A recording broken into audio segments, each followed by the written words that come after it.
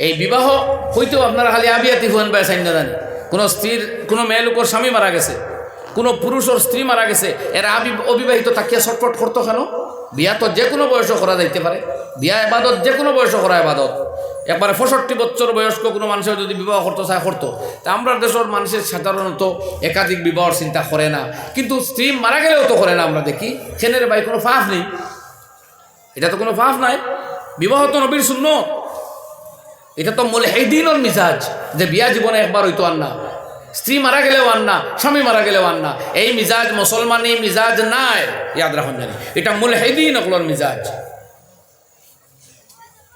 মুসলমানের মিজাজ হইল তার প্রয়োজন হইলে বিবাহ করতো, যদি বেশ জানে টানে তাহলে ওয়াজিব ফরজ হয়ে যাব, একবারে টানে না সাধারণ ক্ষমতা রাখে তাইলে সুন্নত হইব, আর জুলুম করবার ইরাদা থাকে তাইলে হারাম হইব। মাত বুঝলা নাকি তা হইয়ার, মাত বুঝলা নাকি তা হইয়ার, এগুলো মাসলা মনে রাখা লাগবো। আন্দু মাতিলে হইতো না, তিন খোলে কই লাইছে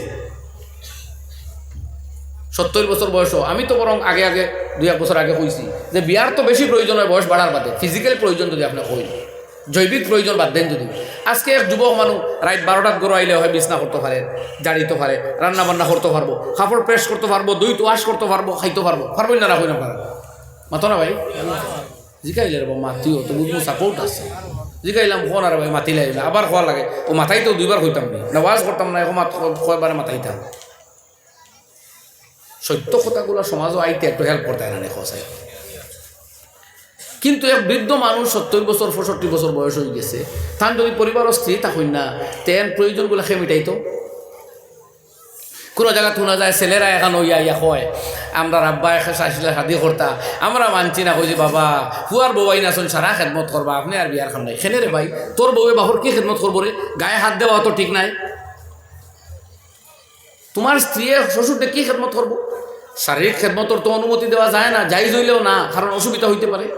ইনো সেন্সিটিভ মাসলা আছে। তো বহুত মুরব্বীরা তড়প কর্ম রইন, রিটায়ার্ড মানুষ, পেনশন আছে, চলতা ফাড্ডা, ছেলেরা খেদমত করবার সুযোগটা দিল না। আরে মহিলা আইলে তো এন খেদমত করলাম ই বয়স তো হয়তো বিছনাথ সাহিত্য অবস্থাত কেমন খেয়েও দিত না। এর আগে যখন স্ত্রী মারা গেছেন খেনে করল না, ও ভাই থাকতেও তো যাই আছে অন কন্ডিশন, মুখর মারা যাওয়ার বাদেও দেও না খেনে, এটা না মুসলমানই নি, এটা তো আরও কি গুড থিঙ্কিং হামাই গেছে আমার মাথাতে। আমি দেখি আর ইয়াদ রাখুন জানি এটা মুসলমানের থিঙ্কিং না, কিতাব কুরআন খুলিয়া চাইন জানি ভাই হল আর বুজুর্গ হল। সুতরাং ওলামায়ে কেরামে যেখান কইসন কিতাব বাই সাইন জানি, ফতাওয়ায়ে রশিদিয়া কুলিয়া সাইন জানি, বিবাহ কানিকায় সানি কই 1 চ্যাপ্টার আছে। আচ্ছা আলহামদুলিল্লাহ,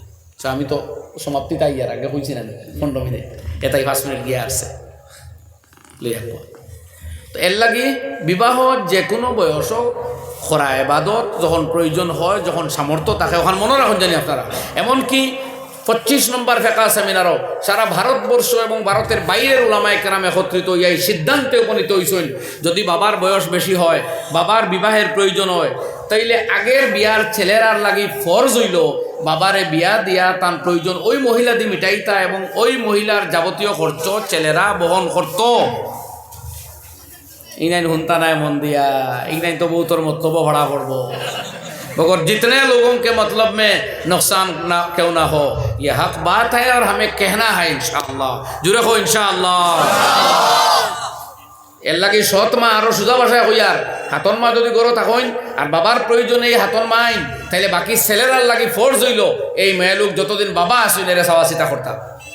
এর খরচ দিতা, বাবার প্রয়োজন মিটাইতা। তারা কি খেদমত করবো বাবার? হ্যাঁ, বাবা মারা গেলে যদি এই মেয়ে লোকের স্থান দেন বড় মরুবত মহব্বত হইব, কিন্তু হক দিয়া বিদায় দিলেও যাই যাইব, তবে সব হক দিতে হইব। ওরা মানুষের সম্পত্তির বাঘ হাতন মায় নিবগি করি বাপরে বিয়েও দিন না, বাপর সম্পত্তি তাকে হাতন মায় বাট নিবগি, ও বাপ তুমি বিছনা ছটপট করো মরো, মানুষ ইয়ালে খুব সাফ সফা রাখমু আর মানুষ গিয়ালে বুড়া মরস না কে হইব।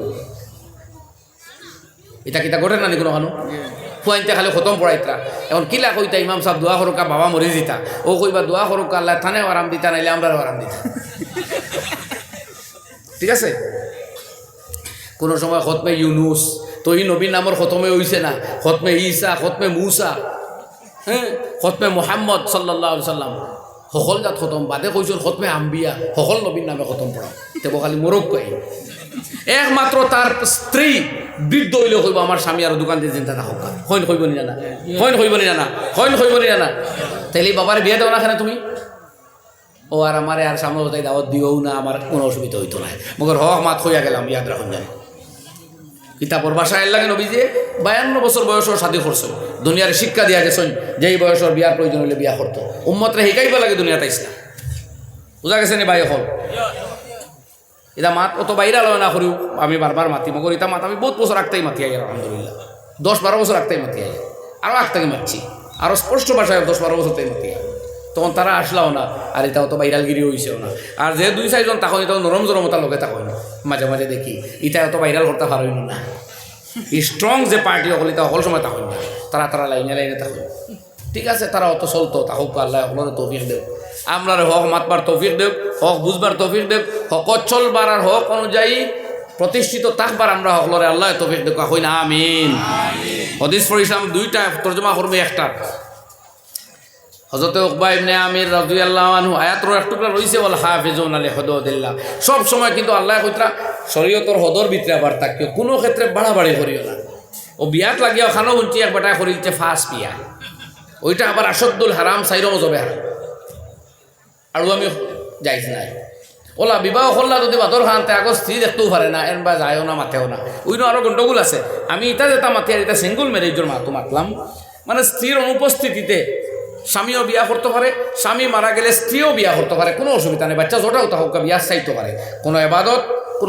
কোনো মাসিয়ত নাই কোনো গুণা নাই সেও যদি গুণা বুধ পায় তাইলে গুণাগার হইব ইয়াদ রাখুন জানি ও কুজি ফতাওয়ায় রশি দিয়া বিবাহ কানিকায় সানি নামক অধ্যায় পড়ে দেখুন জানি হজরতে কিতাব মারাত্মক সেন্টেন্স করলে লেখছেন যারা বিয়ারে খারাপ পায় এরা সম্বন্ধে লেখছেন এরা জনজাত না যাইবার কথা লেখছেন আমি যাই আর নাই চ্যাপ্টার বার তো ভাই হল কেয়ামতর দিন এই হদিস আর যাইয়ান না তাকি যাক কথা দুই হিসাব উভয় লইব একটা হইব নমাজর কথা আমি আগে নমাজর মাত মাতিছিলাম না ও কিয়ামতর ময়দান আল্লাহ সকল পয়সা হিসাব লইবা নমাজর নবী যে ফরমাই তাওয়ালুমা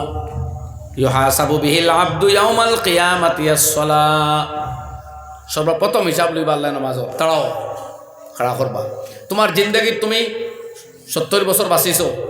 অত বছর নাবালিগ অত বছর সাবালক প্রতিদিন 6 টোটাল 20 রাকাত বিতির সহ বছর 7200 রাকাত 60 বছর সাবালক ফুরন দেও 7200 ফুরন 60 টোটাল অ্যামাউন্ট দেখি তোমার আমল নামাত আছে না বুঝবাইতেন ফাইন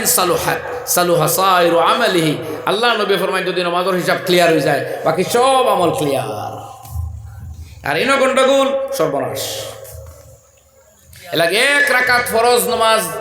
অবশিষ্ট রাখিয়া খোঁজা রাখিয়া আমরা কেউ মরতাম না হইন ইনশাআল্লাহ অর্থাৎ সারা নমাজ খোঁজা আদায় করিয়া হইলেও আদায় করা লাগবো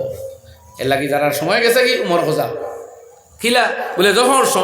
সময় পাইন তখন খালি 2 ফর সূর্য ডুবন্ত আর উঠন্ত 3 টাইম বাদে যে কোনো সময় কিলা পড়তাম বলে আল্লাহ যত ফজর নামাজ ছুটিছিল ভয়লা কুট্টা পড়িয়া আল্লাহ যত জোর নামাজ ছুটিছিল ভয়লা কুট্টা পড়িয়া খালি ফরজ চাই দেখা যত মাগরিব ছুটিছিল ও ফয়লা কুট্টা এর বাদে হৌ ফয়লা আগরটা গেলে কিন্তু বাদরটা ফয়লা নেন অগু যাওয়ার বাদে অগু ফয়লা এগু যাওয়ার বাদে অগু ফয়লা ও রকমারে ও এক শব্দ হইলেও হয় ও নিয়ত আর আরো এক হাদিস আল্লাহ নবী ফরমাইন আউয়ালু মা ইউজা বিহি বাইনাল ইবাদি ইয়াউমাল কিয়ামাতি আদ-দিমা কিয়ামতের দিন বান্দাদের মধ্যে সর্বপ্রথম যে বস্তুর হিসাব হবে সেটা হবে কুনাকুনি মারামারি মার্ডার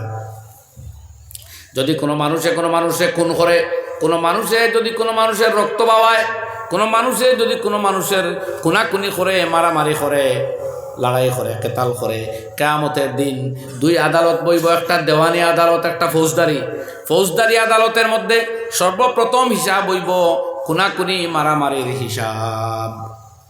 বুঝবাইতেন কথা এর লাগে দুনিয়ার যদি কোনো মানুষের আঘাত করে একটা ডান্ডা মারে কিয়ামতের দিন তার উপযুক্ত শাস্তি ওয়ার বাদে বিচার